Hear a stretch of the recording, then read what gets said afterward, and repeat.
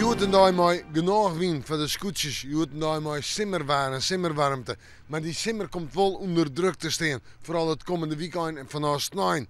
Wel, joen en vannacht, ja, dan komt er ook alweer een nieuwe storing op je staan. Vanuit het zuidwesten maar bewolkt en ruim en lichte ruim. Later vannacht is het alweer droog. En ik denk dat die temperaturen vannacht zomaar bij de 17 graden heen liggen.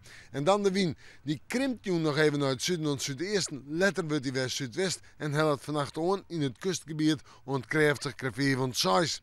En dan op naar morgen. Een dag met zinnen, een dag met droog waar en een dag met temperaturen tussen de 21 en 23 graden. Dus hebben we het nog altijd nog een volle simmerdag.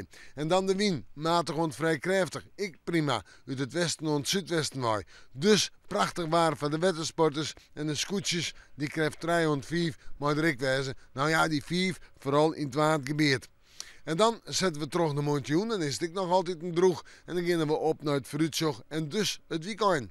Sneeuwen, ik denk dat wij het droog houden. De temperatuur nog om bij de 21 graden heen. Maar ik moet zeggen, dat droge waar spant er wel een beetje om. De zin is erbij, let er meer bewolking.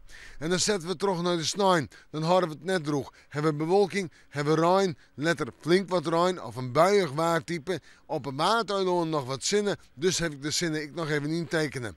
En dan komt manje, dan is het klinkende kleren jest, maar een krachtige wind, maar ruim, een protte ruim, er valt een bak wetter en de temperatuur net wel hoger als 18 graden. We moeten morgen maar weer even in het waarsje.